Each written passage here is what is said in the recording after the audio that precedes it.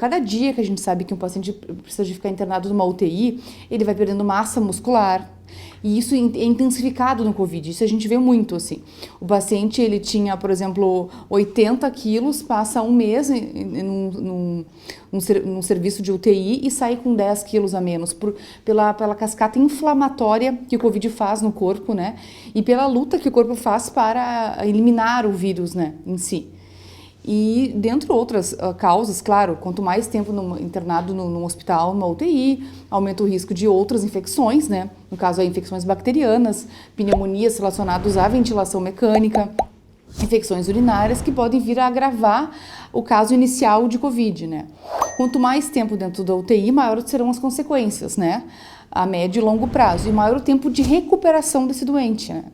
Os pacientes que têm quadro grave de Covid, eles têm falência respiratória e falência renal também. São as duas grandes falências determinadas pelo Covid quando a doença se apresenta de forma grave. Então os nefrologistas são chamados no hospital para ver esses pacientes com lesão renal aguda e muitos deles precisam de diálise. Encefalite, uma coisa que pode acontecer, encefalite é um envolvimento infeccioso do próprio tecido cerebral.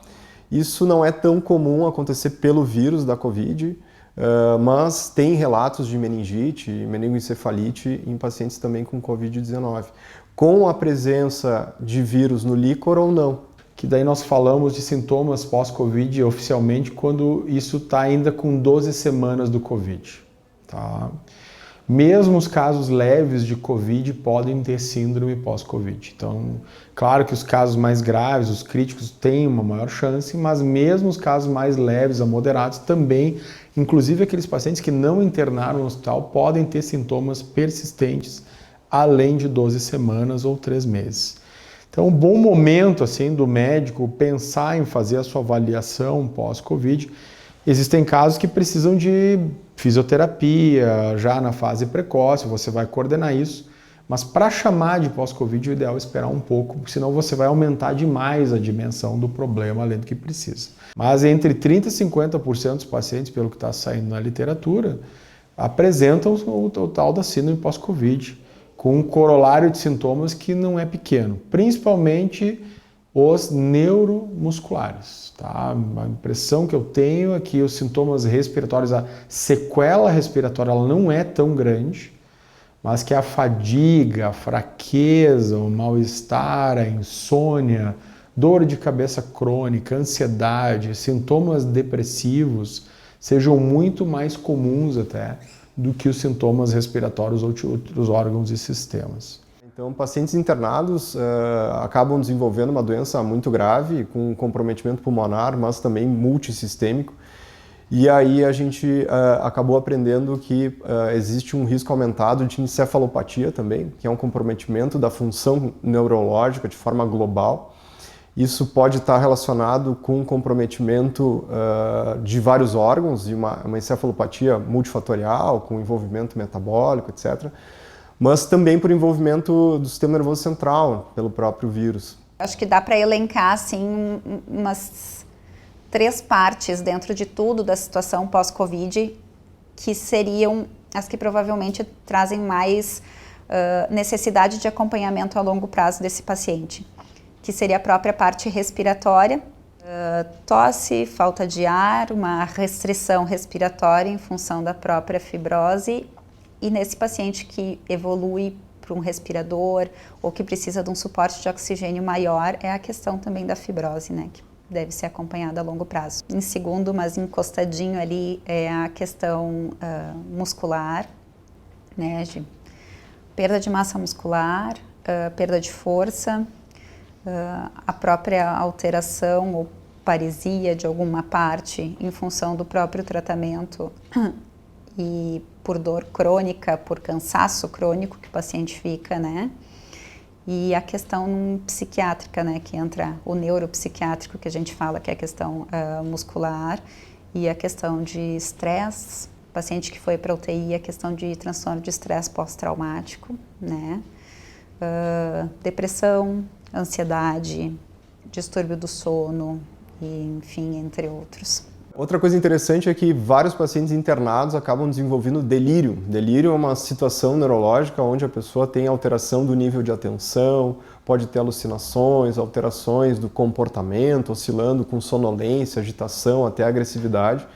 Isso é bem comum em paciente internado e acontece bastante em pacientes internados com Covid-19 também. Há alguns fatores que podem piorar esse quadro, né? É o próprio isolamento social, a necessidade de isolamento tanto da família como, de certa forma, da equipe que está fazendo o cuidado desse paciente. E também, claro, multifatorial, a gravidade da doença, as alterações metabólicas que a gente acaba tendo. Nessa síndrome de Covid longo também existe uma alteração desautonômica, né, onde o paciente começa a ter algumas alterações do controle das vísceras internas, ou seja, às vezes febre, às vezes aumento da frequência cardíaca, cansaço importante, intolerância a exercício físico, palpitação, mal-estar, né? Então isso tudo a gente tem visto nessa síndrome de Covid longo, né?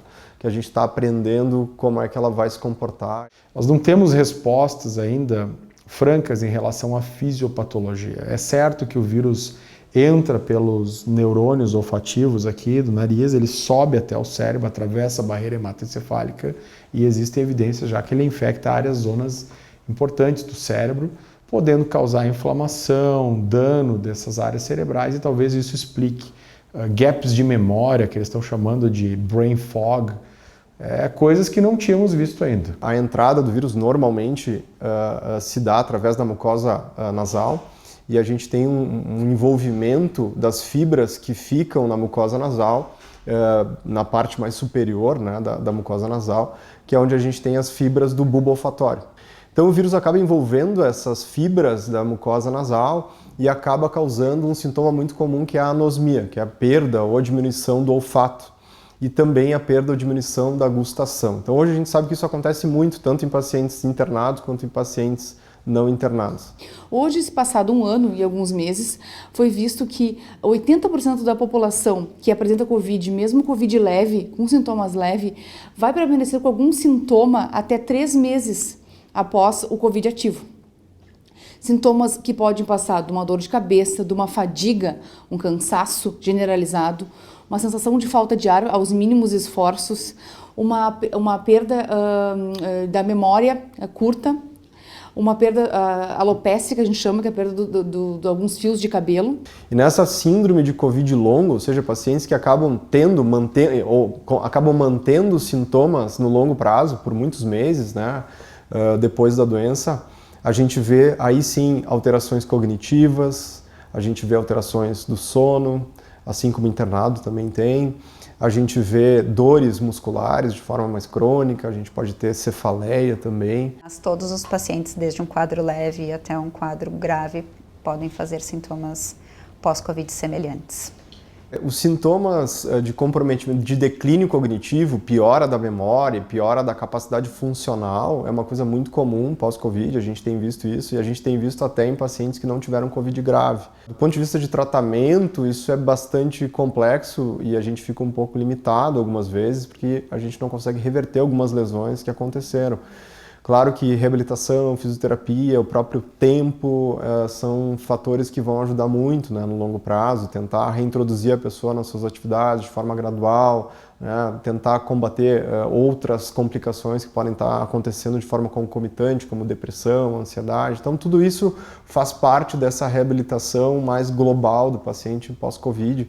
Alguns pacientes fica claro que têm ansiedade, que estão com medo de contrair de novo, então o papel importante do médico é colocar também as reais chances de reinfecção, que os dados mostram que a chance de reinfecção grave é muito pequena, certo? Mas a impressão que eu tenho é que a fadiga e a falta de ar, elas são reais, elas são um sentimento que está dissociado da ansiedade e presente na maioria dos pacientes. Existem casos de pessoas que fazem lesão renal sem terem feito quadros respiratórios graves. Tá? Eu atendi pacientes que internaram por insuficiência renal, não foram para UTI, não precisaram de ventilação mecânica, mas fizeram uma lesão renal com necessidade de diálise após a infecção por Covid. Tem pacientes que testaram positivo, né, e na sequência começaram com sinais e sintomas de uremia, aumento do nível sanguíneo de potássio, fizeram exames e receberam o diagnóstico de insuficiência renal e acabaram precisando de diálise. Lesão renal aguda, por conceito, é uma doença potencialmente reversível. Então, esses pacientes podem ter insuficiência renal como consequência da infecção por Covid e cursar com recuperação. Claro que, muitas vezes, a recuperação ela é lenta, né? E a recuperação do rim entre os pacientes por Covid, muitas vezes, é semelhante ao tempo de recuperação dos pacientes que fazem lesão renal por outras causas, né? Via de regra, esses pacientes podem levar, no mínimo, 4 semanas para a recuperação. Tem muitos pacientes que podem ficar semanas precisando de diálise e depois recuperam. Em outros casos, no entanto, em pacientes que já têm uma doença renal crônica em estágio avançado, mas ainda não caracterizando insuficiência renal, que após a infecção por Covid acabam entrando em programa de diálise e permanecem precisando de terapia renal de substituição dali para diante. É importante que os pacientes que tenham passado por coronavírus procurem os médicos especialistas para ver se tem alguma suspeita de trombose venosa profunda, alguma suspeita de urticárias na pele, suspeitas de lesão pulmonar que possa ter deixado alguma cicatriz no pulmão. Existe até alterações cardiológicas que o Covid tem deixado como sequela, e essas sequelas a gente ainda não sabe por quanto tempo podem perdurar. Aproximadamente 13% dos pacientes que têm Covid e que internam no hospital acabam tendo alguma manifestação neurológica associada com a doença, alguma complicação mais grave, né?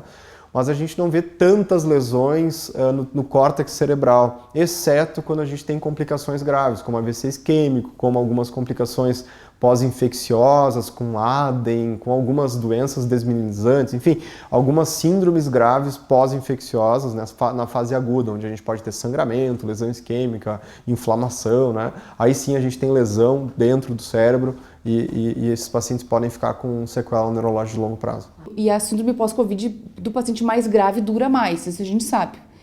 Porque ele ficou mais imunossuprimido, ele ficou mais dependente, né? Tem todo... O que se sabe hoje em dia é que todos esses pacientes que vão permanecer com um sintoma ou outro levam eles a se consultar com outros especialistas, com outros médicos após o Covid ativo. Tem gente que teve um Covid ativo leve, que não precisou nem consultar com o médico, mas fica com algum sintoma persistente que precisa procurar um especialista depois, né? Mas que a reabilitação me parece ser uma coisa que assume um papel importante de coordenar, de orientar esses pacientes para se reabilitarem, né? Ao mesmo tempo de ter a noção de detectar casos onde os sinais vitais estão muito alterados, a oxigenação está muito alterada e que talvez em algum grau precisem de alguma investigação específica para descartar algum grau de fibrose pulmonar ou algum tromboembolismo que tenha escapado na fase aguda de tratamento.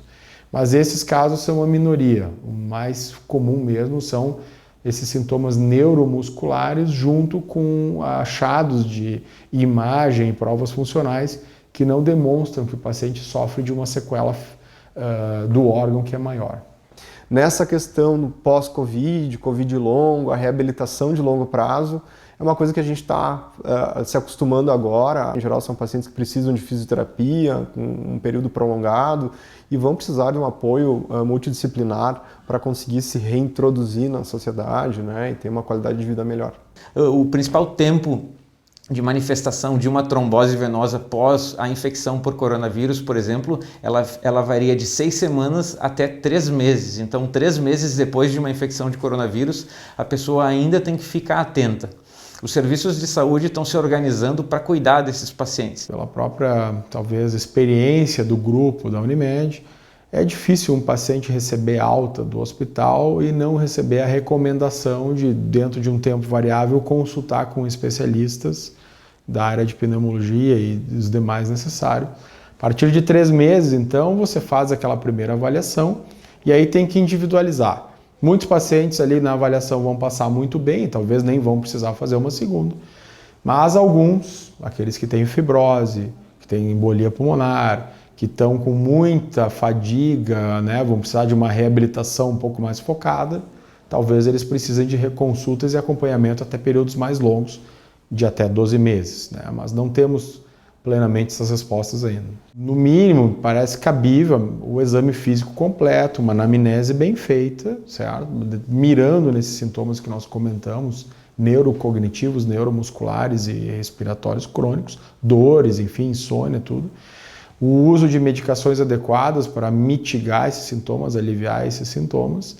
E alguns exames complementares básicos, como o raio-x de tórax, eventualmente, nos casos de dúvida, uma tomografia, e também os exames funcionais pulmonares para se detectar alguma normalidade mais fora do usual, né?